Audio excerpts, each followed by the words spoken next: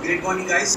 अब ये है रीजंस ऑफ डिसीज। एक ह्यूमन बॉडी में डिसीज या बीमारी किस तरीके से आता है या ऑर्गन बीमार क्यों होते हैं। पहला है न्यूट्रिशन डेफिशिएंसी। हम लोग जो भी अभी खाना खा रहे हैं, वड़ा पाव खा रहे हैं, उसके अंदर न्यूट्रिशन नहीं होता है। न्यूट्रिशन नहीं होने से हमारे जो ऑर्गन्स हैं वो डैमेज होना स्टार्ट हो जाते हैं। और ये डैमेज एक रात में नहीं होते हैं, इट्स अ प्रोसेस। अगर किसी को कैंसर है और 3rd स्टेज या 4th स्टेज में डायग्नोज हो रहा है, उसके पीछे एक प्रोसेस है 8 साल का, 10 साल का। डॉक्टर जब उसको डायग्नोज करता है तब तक वो बोलता है 80% आपका ऑर्गन वो डैमेज हो चुका है, ठीक है ना। सो जब हम पाइथोविस लेते हैं तो from the very first day हमारी बॉडी का न्यूट्रिशन डेफिशिएंसी वाला पार्ट क्लियर होना स्टार्ट हो जाता है। The second one is hybrid food and vegetable. Hybrid food time से पहले पक जाते हैं थ्रू इंजेक्शन और टाइम से पहले सड़ जाते हैं। सो जो भी हमारे फार्मर्स हैं उनको जल्दी खेती करने के लिए वो लोग इंजेक्शन यूज करते हैं, that is called hybrid food and vegetable. अगला पेस्टिसाइड, ये आप लोगों को मालूम है, जितना भी हम लोग अपना फसल बनाते हैं, हमारे जितने फार्मर्स हैं वो लोग पेस्टिसाइड यूज करते हैं। जो पेस्टिसाइड हम बिना धोए, पेस्टिसाइड वेजिटेबल से निकालने का एक प्रोसेस है कि सिर्फ नल के पानी के नीचे डाला और पेस्टिसाइड निकल गया, ऐसा नहीं है, ठीक है ना। क्योंकि वो प्लांट्स के अंदर तक होता है, फलों के अंदर तक होते हैं, तो पेस्टिसाइड नहीं निकलेगा बट हम लोग उसको खा लेते हैं, उससे हमारे ऑर्गन डैमेज हो जाते हैं। नेक्स्ट टोबैको है, इस पे हम लोग डिस्कशन नहीं करेंगे क्योंकि सबको मालूम है। स्मोकिंग सबको मालूम है, अल्कोहल सबको मालूम है, ठीक है ना। स्ट्रेस, आज की डेट में 90% मेल और फीमेल स्ट्रेस में रहते हैं। स्ट्रेस का मतलब आपका दिमाग जो है वो कॉन्टिन्यूशन में चला जा रहा है। हम लोग 11 बजे सोने बैठे और सोते सोते 2 बज गया, 3 घंटे हम लोग सोच रहे हैं। क्या सोच रहे हैं आपको मालूम होगा, ठीक है ना। आपका जो ब्रेन का स्ट्रेस लेवल है वो बढ़ते बढ़ते एक लेवल तक डिप्रेशन में चला जाता है। कुछ लोग डिप्रेशन में चले जाते हैं ना, वो पहले स्ट्रेस में होते हैं, फिर वो डिप्रेशन में चले जाते हैं। तो उनके ब्रेन के जो वेन्स है, नर्वस सिस्टम है, वो प्रॉपर फंक्शन नहीं कर रहा है। अल्ट्रावायलेट रेडिएशन, ये आपको मालूम है, जितनी बार हम लोग बाहर निकलते हैं हमारा ओजोन लेयर इज ब्रेक। तो जो भी सन का लाइट आता है वो हमारी बॉडी के सेल्स को, टिश्यूज को जलाना स्टार्ट कर देता है, that is called ultraviolet radiation. Clear? Yes. Some viruses, ये सबको मालूम है, कोविड, डेंगू, जो भी मलेरिया वगैरह सब वायरसेस है। जिन भी लोगों का इम्यून सिस्टम डाउन होगा सबसे पहले वायरस उसकी बॉडी में अटैक करेगा, ठीक है ना। जिन लोगों का इम्यून सिस्टम स्ट्रांग होगा उनको इन्फेक्शन, जुकाम, बुखार बहुत कम होगा। सो आपके आसपास जितने लोग बुखार रहते हैं या जुकाम रहता है तो उनको इम्यून सिस्टम वीक है। सो पाइथोविस आपका इम्यून सिस्टम को इंक्रीज करेगा। मेडिकल रेडिएशन, जितनी बार हम लोग हॉस्पिटल में जाते हैं, चाहे अपना चेकअप कराने जाए या किसी भी अपने नियर डियर मम्मी पापा किसी का भी, वहां पर जितना इक्विपमेंट लगा होता है, पेट सीटी का, अल्ट्रासाउंड का, सब में से रेडिएशंस निकलता है विच इज इनविजिबल, मतलब आंखों से दिखता नहीं है। उस रेडिएशन से हमारा आउटर और इंटरनल दोनों डैमेज होता है। कुछ लोगों को शौक होता है हर साल अपना बॉडी का चेकअप कराने का, कुछ बीमारी तो नहीं हुआ है, और आजकल मेडिक्लेम भी आ रहे हैं ऐसे। तो वो जितनी बार अपनी बॉडी को एग्जामिन करवाते हैं उतनी बार वो बीमारी लेके आते हैं और अपने ऑर्गन को डैमेज करके आते हैं। सो अवॉइड करना है बिना मतलब के कोई भी टेस्ट करवाना, ठीक है। एयर पोल्यूशन हम लोगों को मालूम है, यहाँ पर कम है बट दिल्ली में एयर पोल्यूशन बहुत ज्यादा है। एयर पोल्यूशन, जितना अस्थमा पेशेंट है, जब भी एयर पोल्यूशन बढ़ेगा उनको अस्थमा अटैक आएगा, क्योंकि उनके लंग्स मिट्टी को बर्दाश्त नहीं कर पाते। उनके लंग्स ऑलरेडी चोक हो चुके, चोक मतलब बंद हुए हुए होते हैं। लंग्स के अंदर करोड़ों पोर्स होते हैं, पोर्स बोले तो छेद। जब हम इनहेल करते हैं, सांस लेना, एक्सहेल, सांस छोड़ना, तो जब हम इनहेल एक्सहेल नहीं कर पाते प्रॉपर तो हम लोगों को पंप का जरूरत पड़ता है। अस्थमा पेशेंट के बैग में पंप रहता है 24 घंटे, उसे कब जरूरत पड़ेगा उसको भी नहीं मालूम। वो किसी भी ऐसी प्लेस में जाएगा जहां भीड़ है, वो सांस नहीं ले पाएगा। सो दैट पर्सन, ही और she should use pump. Rental at home, rental at home का मतलब होता है अभी हम यहाँ पर हैं या अपने घर पे हैं, किसी भी वर्क प्लेस में जहां पर भी हम लोग रहते हैं, वहां पर कुछ एक गैसेस होती है विच इज इनविजिबल, वो हमारी आंखों से नहीं दिखता है, बट अभी भी यहाँ पर वो गैसेस है जो हमें अपनी आंखों से नहीं दिख रहा है। उससे हमारे ऑर्गन डैमेज हो रहे हैं बट हमें नहीं मालूम है। कुछ लोग रहेंगे जिनका लीवर डैमेज हो जाते हैं बट उन्होंने आज तक शराब नहीं पिया, ठीक है, कुछ लोगों के लंग्स खराब हो जाते हैं, उन्होंने आज तक स्मोकिंग नहीं किया, बीड़ी नहीं पी है, बिकॉज वो एक ऐसी जगह पे रह रहे हैं जहां पर वो गैस है जो उसके ऑर्गन को डैमेज कर रहा है और उस पेशेंट को मालूम नहीं है। अब जितनी भी बीमारी के रीजन हम लोगों ने डिस्कस किए 12-16, उससे हमारी बॉडी में फ्री रेडिकल्स बन जाते हैं। इसका नाम है फ्री रेडिकल्स। फ्री मतलब अब ये डैमेज हो गया है, ये बॉडी में कहीं भी भागेगा, इसका कंट्रोल करने वाला कोई नहीं है। और फ्री रेडिकल्स जो है बाकी स्टेबल सेल्स को और मॉलिक्यूल को डैमेज करना स्टार्ट करेगा। सेम लाइक दैट, एक बकेट के अंदर हमने एक एप्पल रखा विच इज सड़ा हुआ और बाकी एप्पल ओके है, वो एक एप्पल पूरे बकेट को सड़ा देगा। ये तो हम लोगों ने सुना हुआ है ना, वो फ्री रेडिकल्स है। अब ये हमारा एक ह्यूमन एनाटॉमी है साइंस में, विच इज मेल और फीमेल दोनों का बॉडी का सेम रहता है। Start from molecule, bunch of cells is tissues, bunch of tissues is organ, bunch of organ is human body। ये दोनों का सेम रहता है। अब देखिए जो फ्री रेडिकल हम लोगों ने डिस्कस किया था, ये आपको जो इमेज दिख रहा है ब्लू वाला, that is stable molecule. Stable मतलब ये ऑर्गन का एक सेल है जो स्टेबल है और अभी सेल ऑर्गन के अंदर अच्छे तरीके से काम कर रहा है। और किसी भी रीजन, जो भी हम लोगों ने रीजन डिस्कस किए हैं, उसी किसी भी एक रीजन से ये बन गया फ्री रेडिकल्स। यहाँ पर जितने इलेक्ट्रॉन आपको दिख रहे हैं ये पेयर में है, मतलब इनका घर अभी तक पूरा बना हुआ है। बच्चे जितने अपने माँ बाप के साथ अच्छे घर में रह रहे हैं। यहाँ पर किसी भी रीजन से एक जो मॉलिक्यूल है वो अनपेयर हो गया है। Now it becomes a free radicals. अब ये बॉडी में जब भागेगा तो जितने स्टेबल मॉलिक्यूल है उनसे ये चोरी करेगा इलेक्ट्रॉन, बट अपना पूरा नहीं कर पाएगा, बट इसको भी खराब कर देगा। ये वो वाला सेब है जो सड़ा हुआ है बंच के अंदर, ये अपने आप को हील नहीं कर पाएगा, बट बाकी हील किए हुए जो स्टेबल मॉलिक्यूल है उनको डैमेज कर देगा। सो जब किसी ऑर्गन के अंदर 80% 70% ये बन जाता है, वो ऑर्गन डैमेज हो जाता है और डॉक्टर आपको बोलेगा आपको कैंसर हो गया या आपकी किडनी खराब हो गया। अब क्या करना है, डोनर और नया किडनी चाहिए, ठीक है ना। सो हमें पाइथोविस से इसको रोकना है। अगर ये रुक जाएगा तो आपकी बॉडी हेल्दी हो जाएगा, तो आपको ऑपरेशन, किडनी डायलिसिस, कैंसर तक नहीं जाना पड़ेगा। अब ये यहाँ पर आपको 3 इमेज दिख रहा है। नॉर्मल है, हेल्दी सेल है बॉडी का, जिसके अंदर जितने मॉलिक्यूल है वो अपना अपना पेयर्ड है। यहाँ पर इसमें ऑक्सीडेशन स्टार्ट हो गया। ऑक्सीडेशन का जब भी वर्ड आता है उसका मतलब होता है सड़ना। लोहे को जब जंग लगता है उसे कहते हैं हम लोग ऑक्सीडेशन। ऐसे ही हमारे ऑर्गन्स जो है ह्यूमन बॉडी के अंदर, सेल्स और टिश्यूज है, उनमें ऑक्सीडेशन डेली हो रहा है। एक ह्यूमन बॉडी में लाखों सेल रोज बनते हैं, लाखों सेल रोज डेड हो जाते हैं। जब सेल बनने का प्रोसेस स्लो हो जाता है, डेड होने का प्रोसेस ज्यादा हो जाता है, तो आपका बॉडी वीक होना स्टार्ट हो जाता है। आपको 200 रुपए खर्च कर रहे हैं बट इनकम है 100 रुपए, तो क्या होगा, कर्जा, वो बीमारी है, ठीक है ना। यहाँ पर आके फ्री रेडिकल्स बनना स्टार्ट हो गया और यहाँ पर आके आपका वो सेल ब्लैक जो हो गया ना, वो डेड हो गया बॉडी में से। आजकल एक पॉन्ड्स का ऐड आता है, वो काले रंग का ऊपर एक टिश्यू का रहता है और पॉन्ड्स यूज किया और वो ऊपर से पिंक आ जाता है। वो जो काले रंग का रहता है ना, वो ये डेड सेल है, बट ऐसा होता नहीं है पॉन्ड्स लगाने से, बट उनको सामान बेचना है तो वो बोलेंगे। तो वो जो डेड सेल है ना, वो डेड सेल रिमूव करने हैं और ये जो पिंक सेल है इसको इसकी जगह पे लेके आना है। ये काम सिर्फ पाइथोविस करेगा। अभी हम लोगों ने डिस्कस किया था ऑक्सीडेशन।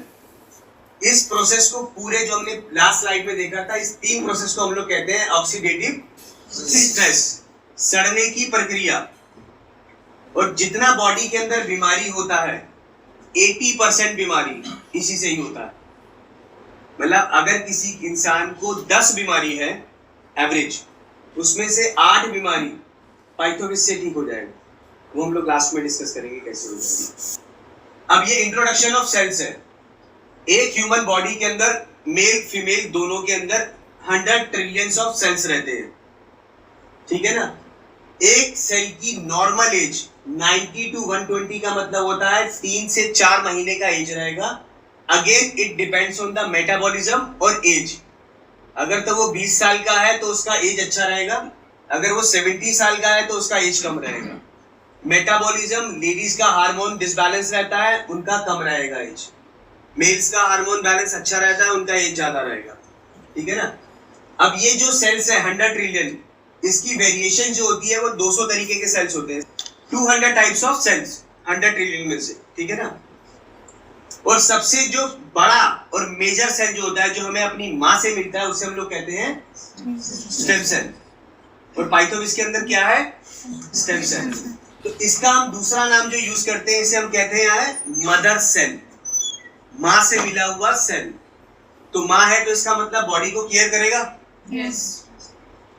अब इस सेल के अंदर इतनी पावर होती है, और वो मदर सेल के अंदर इतनी पावर होती है कि ये आपकी बॉडी का जो भी सेल का डेफिशिएंसी है, यानी कमी, उसको ये सेल पूरा कर देगा। अगर किसी का रेड ब्लड सेल ज्यादा है और उसको व्हाइट ब्लड सेल चाहिए, ये इसको सपोर्ट नहीं कर सकता, क्योंकि इसके अंदर वो पावर नहीं है कि भैया मैं तेरे घर में आके तेरा राशन में भरूंगा, नहीं। बट स्टेम सेल के अंदर ये पावर है कि अगर किसी बॉडी में आरबीसी, रेड ब्लड सेल कम है, उसे वो पूरा कर देगा। जब हम बोलेंगे किसी की हड्डियों में दर्द होता है और उसको कैल्शियम का कमी है, करेक्ट, तो जब आप उसको पाइथोविस देंगे तो 2 महीने के बाद उसका आरबीसी काउंट बढ़ जाएगा। आरबीसी काउंट नेचुरल तरीके से बढ़ेगा तो उनकी हड्डी का पेन, मसल पेन, ये अपने आप चला जाएगा, अलग से कुछ नहीं करना है, क्योंकि उनका आरबीसी काउंट जब क्लियर हो जाएगा। अब जिसको व्हाइट ब्लड सेल का रिक्वायरमेंट है, जैसे अभी डेंगू चल रहा है, तो लोगों का प्लेटलेट्स कम हो जाता है। ठीक है ना। प्लेटलेट्स का मतलब बढ़ाने का कोई भी एमबीबीएस या किसी भी मेडिकल साइंस में कोई भी आज तक इलाज नहीं है। बट अगर हम उसको पाइथोविस देते हैं, तो पाइथोविस देने से ये डुप्लीकेट जब होगा तो आपके जो प्लेटलेट्स का 1.5 लाख 2 लाख का रिक्वायरमेंट है बॉडी के अंदर, उसको ये पूरा कर देगा। बट अगर आरबीसी पूरा है और प्लेटलेट्स सही है, तो आरबीसी के अंदर वो पावर नहीं है कि वो अपने आप को कन्वर्ट करके प्लेटलेट्स पूरा कर देगा। समझ में आया? Yes. सिर्फ स्टेम सेल किसी भी सेल को पूरा कर सकता, बाकी कोई और सेल किसी भी सेल को पूरा नहीं कर सकता। जो लोग, ये यहाँ लिखा है फैट सेल, जिन लोगों का मोटापा ज्यादा है, पाइथोविस उनके फैट सेल को न्यूट्रलाइज करेगा, उनका वेट कम हो जाएगा। जिन लोगों को वेट गेन करना है, पाइथोविस उनके फैट सेल को बढ़ा देगा, उनका वेट गेन हो जाएगा। समझ में आया? Yes. एक ही चीज दोनों में ऑटोमेटिकली काम करेगा। एक के पास फैट सेल ज्यादा है जो मोटा है, एक के पास फैट सेल कम है जो पतला है।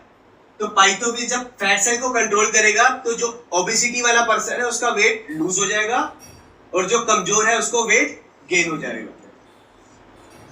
अब इंट्रोडक्शन ऑफ स्टेम सेल। अब हम लोगों ने स्टेम सेल पढ़ लिया, बट ये एक्चुअल में है क्या? ये आपको फोटो दिख रहा है, डॉक्टर फ्रेड जूली, ये स्विट्जरलैंड के साइंटिस्ट हैं जिन्होंने 1980s में स्टेम सेल का इन्वेंशन किया था। पहला stem cell is Malus domestica, ये एप्पल है। ठीक है ना। ये एप्पल खाली स्विट्जरलैंड के एक पर्टिकुलर प्लेस में रहता है जिसका शेल लाइफ, शेल लाइफ का मतलब होता है उस एप्पल का लाइफ। इंडिया में एप्पल का लाइफ कितना होता है? 9 मिनट। आप काटेंगे वो काला होना स्टार्ट हो जाएगा। वो काला होना मतलब ऑक्सीडेशन। ठीक है ना। इस एप्पल का लाइफ जो होता है 9 to 12 मंथ्स का रहता है। इसमें ऑक्सीडेशन स्लो होता है, वो होता है बट स्लो होता है। ठीक है। दूसरा जो है सोलर विटिस, ये उस अंगूर का नाम है साइंटिफिक, जिसका स्टेम सेल हम लोगों ने पाइथोविस इसमें यूज किया है। और स्विस का फॉर्मुलेशन है, इंडिया का इसमें कोई भी इंग्रेडिएंट्स हम लोगों ने यूज नहीं किया है। ठीक है ना। अब इनकी जो कंपनी का नाम है दैट इज मिबेल बायोकेमिस्ट्री, ये सब आप लोगों ने अभी तक यूट्यूब में देख लिया होगा या गूगल कर लिया होगा कि बाकी ये है या वहां पे या नहीं है, सबने चेक किया होगा। ठीक है ना। ये इनके की डायरेक्टर्स हैं, 5 लोग, और उसके बाद 1 लाख एम्प्लॉय काम करते हैं। ये कुछ अवार्ड्स है मिबेल के, जो वर्ल्ड वाइड रिकॉग्नाइजेशन मिबेल को मिला है उसके स्टेम सेल के प्रोडक्ट के लिए। ठीक है ना। ये कुछ एक इंटरनेशनल सर्टिफिकेशन है, क्वालिटी सर्टिफिकेशन, जो लैब टेस्ट होने के बाद, जैसे हमारे पाइथोविस में लगे हुए हैं वो सर्टिफिकेशन हम लोग डिस्कस करेंगे, ऐसी मिबेल को उसके रॉ मटेरियल के लिए वर्ल्ड वाइड कुछ एक सर्टिफिकेशन मिले हैं। ये वो सर्टिफिकेशन तो संतोष सर नाजविस डायरेक्टर आप सब लोग जानते हैं, और डॉक्टर फ्रेड जूली के बीच में एक कॉन्ट्रैक्ट साइन हुआ कि एक नॉर्मल इकोनॉमिक मिडिल क्लास बंदे तक हम लोग स्टेम सेल कैसे पहुंचा सकते हैं। क्योंकि नॉर्मल अगर किसी को स्टेम सेल यूज करना है हॉस्पिटल में, आप लोगों को मालूम होगा मदर के सेल्स को हम लोगों को प्रिजर्वेशन में रखना होता है, हर साल उसका कुछ चार्ज लगता है बैंक में, ठीक है ना। और अगर उस सेल को 40 साल के बाद यूज करना है तो अपन को एक फीस देना पड़ता है और ऑपरेशन होता है। बट इसमें हम लोग एक नॉर्मल इकोनॉमिक पर्सन के पास इस स्टेम सेल को देने के लिए बीच में जो आपको लेटर दिख रहा है, ये मिबेल बायोकेमिस्ट्री ने नाजविस को अलॉट किया है। हमने जो पाइथोविज है इसमें जितना भी इंग्रेडिएंट्स यूज किया है वो सारा का सारा रॉ मटेरियल हम लोगों ने मिबेल से लिया है। सो ये सब लेके हम लोगों ने एक प्रोडक्ट बनाया पाइथोविज। ये आपको सबको मालूम है पाउडर फॉर्म में है, 1.5 ग्राम का पाउडर है एक पाउच के अंदर। 2 बॉक्स है, एक में 30 है और एक में 30 है, यानी 2 महीने का पूरा ये कोर्स है। अब ये सर्टिफिकेशन है, पहला सर्टिफिकेशन बॉक्स के ऊपर लिखा है मिबेल बायोकेमिस्ट्री, मतलब हम लोगों ने जितना भी इसका रॉ मटेरियल लिया है वो सारा हम लोगों ने मिबेल बायोकेमिस्ट्री से लिया है। सेकंड वन इज हलाल। हलाल क्लियर कर लेते हैं, कुछ लोगों को हलाल क्लियर नहीं है। हलाल का सर्टिफिकेशन जिस भी प्रोडक्ट के ऊपर लगा होता है उसका ये डेफिनेशन होता है कि हमने इसमें किसी भी जानवर का सेल का इस्तेमाल नहीं किया है। अगर आप सऊदी दुबई आप में से कोई गया होगा तो वहां पर हलाल एयरपोर्ट पे हलाल के प्रोडक्ट मिलते हैं, अगर आप में से कोई गया होगा तो, ठीक है ना। वहां पर लिपस्टिक भी बिकेगा, उसके ऊपर हलाल होगा। अदरवाइज आप सऊदी या दुबई या गल्फ कंट्री में अपना प्रोडक्ट नहीं बेच सकते अगर उसके ऊपर हलाल का सर्टिफिकेट नहीं है तो। हलाल स्टैंड फॉर इट्स 100% वेज। हमने किसी भी जानवर के सेल को इसमें यूज नहीं किया है तो हमने इसके ऊपर हलाल का सर्टिफिकेट लगाया है, ठीक है जी। इसके बाद है हसाब का, again it's a international certificate. इसका क्वालिटी टेस्ट होता है प्रोडक्ट का लैबोरेटरीज के ऊपर, उसके बाद हसाब का इंटरनेशनल सर्टिफिकेट मिलता है आपको। इंडिया के अंदर किसी का भी हम कंपनी का नाम लेंगे जो आपके दिमाग में चल रहा हो, उसका प्रोडक्ट देखना 1 2 3 4 5 6 7, अभी 4 और आ रहे हैं, वो भी नेक्स्ट उसमें लॉट में लगेंगे। इसमें से खाली जीएमपी को छोड़ के उनके पास एक भी सर्टिफिकेट नहीं है।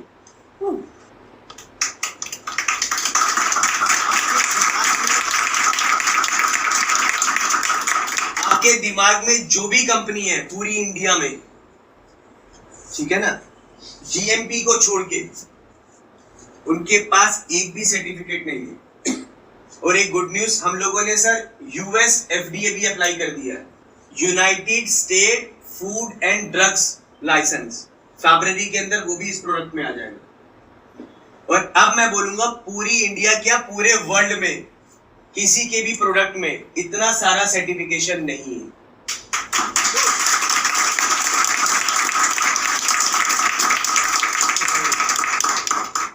हसाब के बाद है इनोवेशन।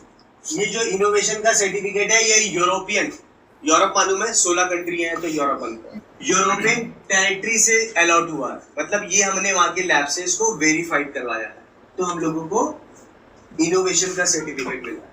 क्लियर हुआ? 100% नेचुरल, मतलब इसमें सारा का सारा प्लांट और फ्रूट्स यूज हुआ है तो इट्स 100% नेचुरल। उसको ऑथेंटिक करने के लिए हमने हलाल का लगाया, ये दोनों आपस में एक दूसरे को मैच करवाएंगे, ठीक है। नेक्स्ट जीएमपी मैंने आपको बता दिया, जीएमपी कई प्रोडक्ट में आपको दिखेगा। जीएमपी स्टैंड फॉर हमने इस प्रोडक्ट में कोई भी केमिकल 0.001% भी केमिकल यूज नहीं किया। सो ये आपको कई प्रोडक्ट में मिल जाएगा बट इसके अलावा कोई और नहीं मिलेगा। Again it's a Swiss quality formula. इसका जो भी ब्लेंड है, ब्लेंड मतलब इसके अंदर 13 इंग्रेडिएंट्स डले हुए हैं।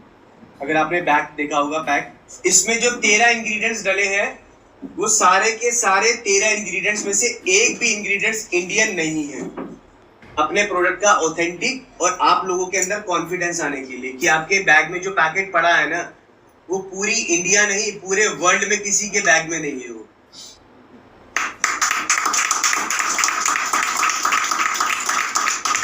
यहाँ पे हम यहाँ लिखेंगे इंग्रेडिएंट्स, यहाँ से लेके यहाँ तक ये 13 इंग्रेडिएंट्स हैं और ये सारे इंग्रेडिएंट्स ह्यूमन बॉडी के ऊपर ही काम करते हैं, वो हम लोग बाद में डिस्कस करेंगे। ये इसके की इंग्रेडिएंट्स हैं जिसमें मालूस डोमेस्टिक हम लोगों ने अभी बात किया, एप्पल, सोलर विटी, सेब, पिगबेरी, एसोरेरा, ब्लैक गोजी एंड रोशू, ये सारे फ्रूट्स हैं बट इंडिया में नहीं आते। सो अब देखिए यहाँ पर ये जो लाइन लिखा है ना, मैचेस द 80% ऑफ ह्यूमन। तो जब हम लोगों ने शुरू में बात किया था, एक ह्यूमन बॉडी के अंदर 100 ट्रिलियंस ऑफ सेल्स होते हैं, और ये जो सेल है हमारा मालूस डोमेस्टिक है 80% ऑफ ह्यूमन सेल। तो मैंने पहले बोला था कि इट्स अ मदर सेल। तो 80 ट्रिलियन सेल्स को ये रिकवर कर सकता है अकेला सेल। 100 ट्रिलियन कितना जीरो होगा गूगल में देख लेना, ठीक है ना। उसमें से 80 ट्रिलियन उतना जीरो हटा देना, उतना सेल आपका इसी से ठीक हो जाएगा। तो जब मैंने आपको बोला था आपकी बॉडी में अगर 10 बीमारी है तो 8 बीमारी तो वैसे ही ठीक हो जाएगा, ठीक है ना।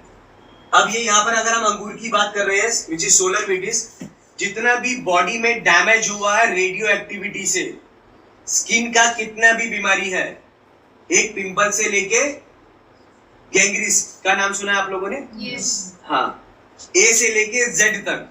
पिंपल सबसे छोटा बीमारी हुआ स्किन का, गैंग्रीन इज सबसे हाईएस्ट बीमारी। उसका इलाज क्या होता है? जहां पर गैंग्रीन बीमारी हो गया वो ऑर्गन डॉक्टर को काटना पड़ता है, ये इलाज है, ठीक है ना। तो आप उसको पाइथोविस देख के उसका वो ऑर्गन बचा सकते हो, जैसे हनुमान जी ने लक्ष्मण जी को बचाया था संजीवनी देके। तो ये आपके बैग में एक संजीवनी है किसी को बचाने की, समझ में आए? सो आप लोग एक हनुमान जी का रोल प्ले कर रहे हो। सो ये वाला स्लाइड हम लोग समझ लेते हैं कि पाइथोविस मेरी बॉडी में क्या 6 मेन फैक्टर है जिससे ये काम करता है। पहला है रेजुनोवेटेड द एजिड सेल। एजिड मतलब बूढ़े, रेजुनोवेट मतलब नया, ठीक है ना। जो भी सेल बूढ़े हो चुके हैं उसको दोबारा से रेजुनोवेट करेगा। जब मैं बोलूंगा आपकी स्किन को ये नीचे लेके आएगा, कैसे लेके आएगा? एक छोटा बच्चा पैदा हुआ उसका स्किन कितना सॉफ्ट रहता है, हमारा क्यों नहीं है? हमारे पास एक आंसर है, हमारा एज बढ़ गया, उसका एज छोटा। हमारा एज भी बढ़ रहा है, हमारा स्किन का एज भी बढ़ रहा है।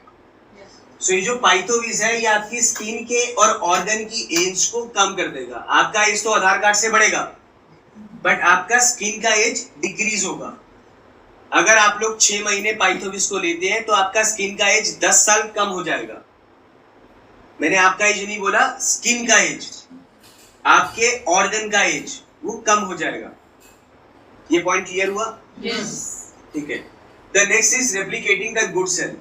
जिन भी लोगों के हार्ट वीक है या लंग्स में प्रॉब्लम है, कोविड के बाद लोग रिकवर तो हो गए हैं, मतलब कोविड चला गया उनका इंजेक्शन से किसी भी चीज से, बट आज भी वो लोग अगर किसी की जान पहचान में होंगे तो पूछ लेना, उन लोगों को आज भी सांस लेने में दिक्कत है, आज भी चलने में दिक्कत है, उन लोगों का आज भी भूख नहीं लगता, उनका आज भी इम्यून सिस्टम डाउन है। ऐसा क्यों?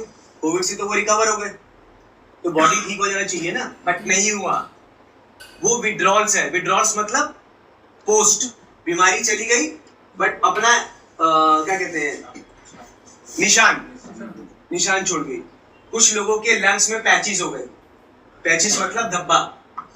वो धब्बा जब तक वो दुनिया में रहेंगे वो धब्बा वही रहेगा। ऐसा तो नहीं होना चाहिए ना। अगर कोविड चला गया तो धब्बा भी चला जाना चाहिए। तो ये पाइथोविस है, ये आपकी बॉडी के वो जो सेल बन रहे हैं ना, आपके लंग्स को जितना सेल की रिक्वायरमेंट है एक दिन में, सपोज 1 लाख सेल चाहिए, बट आपका जो लंग्स प्रोड्यूस कर रहा है वो कर रहा है 40,000। इसीलिए आपको सांस लेने में दिक्कत है। जितने अस्थमा पेशेंट है सबका ये हाल है, इसलिए उनको आर्टिफिशियल पंप चाहिए इनहेल और एक्सहेल करने के लिए। सो जब आप उनको पाइथोविस देते हैं एक सर्टेन टाइम तक, तो उनके लंग्स के जितने भी पोर्स हैं वो एक्टिवेट हो जाएंगे, खुल जाएंगे, तो उनको आर्टिफिशियल पंप लेने की जरूरत नहीं पड़ेगी। Restoring the sick cell. Sick मतलब कमजोर, ठीक है ना। कोई इंसान सिक होता है मतलब बीमार हो जाता है ना, कमजोर। तो कमजोर सेलों को, जिन भी लोगों का इम्यून सिस्टम डाउन होता है उनके सेल भी डाउन होते हैं। वो शाम को 4 बजे तक ऐसे थक जाते हैं जैसे 3-4 दिन से चल ही रहे हैं वो, और 11 बजे वो अपना डे स्टार्ट करते हैं, और 4 बजे या 5 बजे on the time of sunset उनका शरीर भी डाउन हो जाता है। ऐसा होता है ना काफी जगह, हमारा भी होता होगा। सो हमारे बॉडी के जो सेल है ना वो सिक है, बीमार है। सो पाइथोविस उन्हें क्या करेगा, उनको दोबारा से हेल्दी करेगा। ये इसका एक प्रोसेस है। रिप्लेसिंग द डेड सेल, जो मैंने आपको शुरू में पॉन्ड्स का बताया था, काला लेयर हटा, पिंक लेयर ऊपर आ गया, बट ऐसा होता नहीं है। बट पाइथोविस में ऐसा ही होगा। जब मैं आपको बोलूंगा आपका स्किन का एज कम हो रहा है, तो एज कैसे कम होगा? आपका नया टिश्यू बनेगा और नया सेल बनेगा, और आपका एज का जो हेल्थ है वो डाउन होना स्टार्ट हो जाएगा। बट आधार कार्ड में बढ़ेगा, और नेचुरल तरीके से आपका ऑर्गन और स्किन वो सॉफ्ट होना स्टार्ट हो जाएगा, लाइक अ छोटा सा baby. Repairing the damage cell, जो सेल डैमेज हो चुके हैं, यानी डैमेज मतलब क्षतिग्रस्त, चोट लगता है ना हम लोगों को, तो जो उसमें से कुछ एक सेल अंदर बॉडी के अंदर ऐसे हैं जो लोग डैमेज हो चुके हैं, उनको दोबारा से वो ठीक कर पाए। ठीक है ना? अब ये लास्ट पॉइंट है, थोड़ा सा समझना। Cleans the cells and blood. ठीक है ना? हमारे ब्लड के अंदर जितनी भी इम्प्योरिटीज हैं या टॉक्सिन है, ठीक है ना, जिन लोगों के घुटने नहीं चलते उनके घुटने के आसपास का वेन्स ब्लॉक होता है, और डॉक्टर कुछ और ही बीमारी बताता है, ऑपरेशन होता है और क्या होता है वो सबको मालूम है। ठीक है ना? जब भी मेरे किसी भी ऑर्गन का वेन्स ब्लॉक होगा, एक ह्यूमन बॉडी के अंदर जो 20 साल का एक मेल फीमेल के अंदर कितने हजार किलोमीटर का वेन्स सिस्टम होता है मालूम है किसी को? यानी नस, उसका लेंथ होता है 60,000 किलोमीटर। कितना? आपको लगता है बॉडी के अंदर 60,000 किलोमीटर का होगा? 60,000 किलोमीटर यानी अर्थ का एक चक्कर लगाना। और हमारा हार्ट जो 200 ग्राम का है, 225 ग्राम का है, उसको इतना ब्लड थ्रो करना है कि 60,000 किलोमीटर तक ब्लड मूव होना चाहिए, तभी तो सिस्टम चलेगा। सिस्टम मतलब आपका बॉडी। कहीं पर भी उसे ब्लॉकेज मिला, अभी अगर हम लोगों को यहाँ से मुंबई जाना है और सड़क सारा खराब है, तो कितना टाइम लगेगा? 5, 8, चलो जितना भी लगेगा, 8 घंटे 5 घंटे। और रोड अगर एकदम क्लीन है तो 2 घंटे।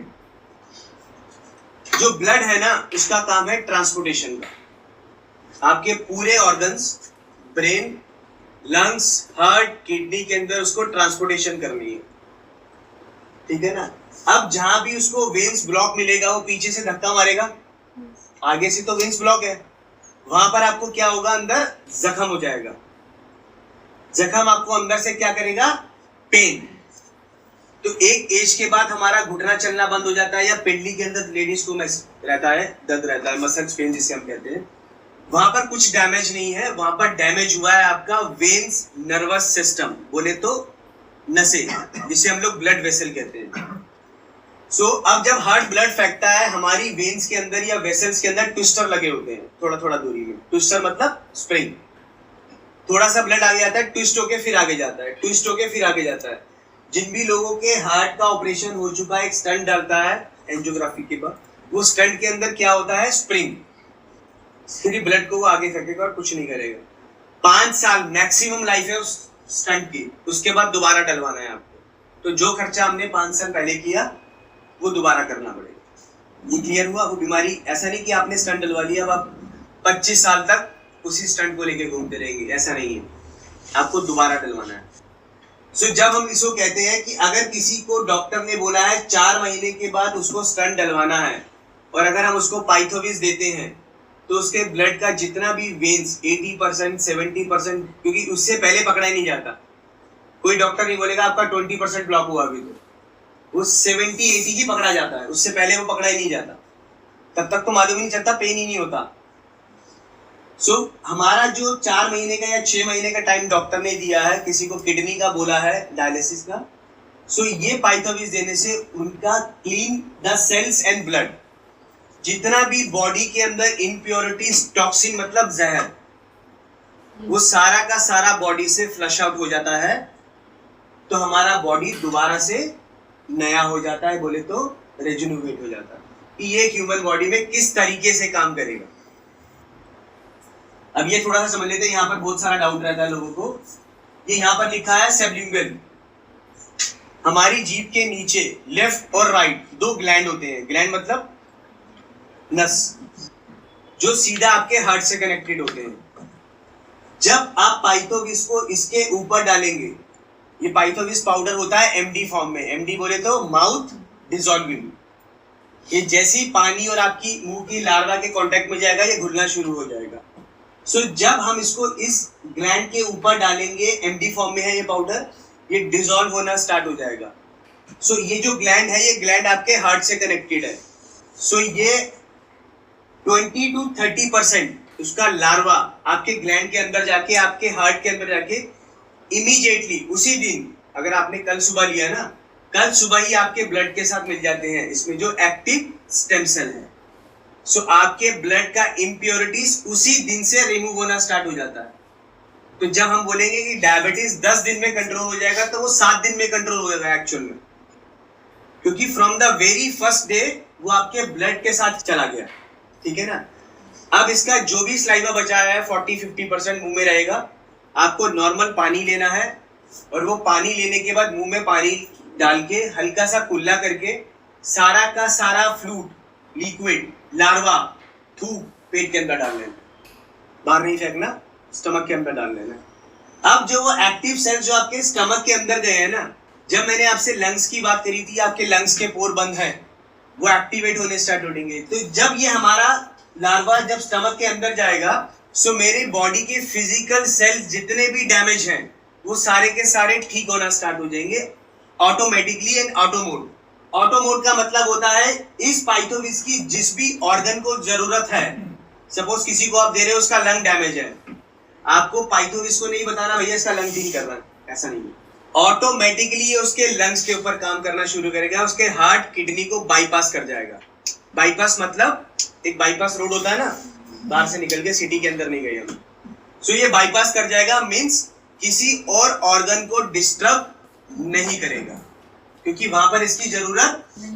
तो जब हम कहते हैं कितना सेफ है, सेफ मतलब ह्यूमन बॉडी पे इसका कोई वो तो नहीं है बैड इम्पैक्ट, तो हम बोलेंगे 0, क्योंकि ये ऑटो मोड पे है। इसकी रिक्वायरमेंट जहां पर है ये वही काम करेगा, जहां पर रिक्वायरमेंट नहीं है ये वहां काम नहीं करेगा। अगर आप किसी पेशेंट को सिर्फ डायबिटीज के लिए दे रहे हो या अर्थराइटिस के लिए दे रहे हो और आपको मालूम नहीं उसके अंदर कैंसर सेल भी बन रहा है, तो ये ऑटोमेटिकली कैंसर सेल्स को भी रिमूव कर देगा और पेशेंट को भी नहीं मालूम चलेगा कि मैं ठीक क्यों हो रहा हूं।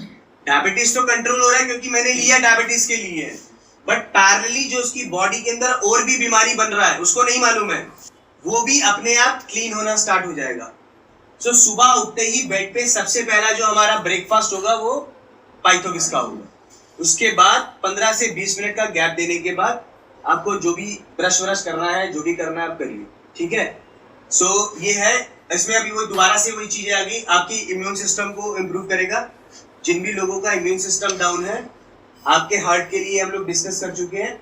अब यहाँ लिखा है न्यूट्रलाइज द फ्री रेडिकल्स।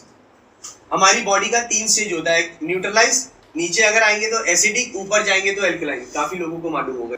सो जब हमारी बॉडी का लेवल, सेल लेवल नीचे आना स्टार्ट हो जाता है तो एसिडिक हो जाते हैं हम लोग। एक जब नया बच्चा पैदा होता है छोटा सा, उसमें भी कैंसर के सेल होते हैं और हमारे अंदर भी है, कोई नई बात नहीं है, बट दोनों के अंदर डीएक्टिवेटेड है। ठीक है ना। सो जो भी हम लोगों ने पीछे रीजन डिस्कस किए हैं ना, 14 रीजन हम लोगों को बीमार होने का, उसमें से किसी भी एक रीजन से वो कैंसर के सेल्स फ्री रेडिकल्स बन के एक्टिवेट हो जाते हैं। जिस ऑर्गन पे जाके वो सेल एक्टिवेट हो गया, उस ऑर्गन का उसको कैंसर हो जाएगा। अगर वो लंग्स में चले गए तो लंग कैंसर, अगर वो थ्रोट में चले गए थ्रोट कैंसर, ब्लड में घुस गए ब्लड कैंसर। क्लियर हुआ कैंसर का फंडा। सो हमें सबसे पहले न्यूट्रलाइज द फ्री रेडिकल्स। जब हम लोग उस फ्री रेडिकल्स को न्यूट्रलाइज कर लेंगे, सो हमारा बॉडी का कैंसर हील होना स्टार्ट हो जाएगा। ब्लड सर्कुलेशन का हम लोगों ने डिस्कस किया था। स्किन के ऊपर बहुत अच्छा इसका इम्पैक्ट पड़ता है, बिकॉज इसके अंदर जो हम लोगों ने ग्रेप्स बताया था, सोलर विटीज, उसका मेन काम आपकी स्किन को रेजुनोवेट यानी नया करना है। अब कुछ लोग आपको बोलेंगे कि सर मुझे तो कोई बीमारी है नहीं, जब होगी तब मैं ले लूंगा। करेक्ट है ना सर। अब जो लोगों का बीमारी कब डायग्नोज होगा, जब 70 to 80% उसका ऑर्गन डैमेज हो जाएगा। ठीक है ना। सो अगर किसी हम आइडल इंसान को देते हैं, आज से ही देना शुरू करते हैं, अब उसकी बॉडी में जितना भी फ्री रेडिकल्स बन रहा है, उसकी एज कितना भी रहेगा 40-42, ठीक है ना, उसमें से वो फ्री रेडिकल्स उसी दिन से न्यूट्रलाइज होना स्टार्ट हो जाएंगे। सो अगर उसे 1 साल के बाद कैंसर डिटेक्ट होना है तो वो उसका उम्र बढ़ जाएगा।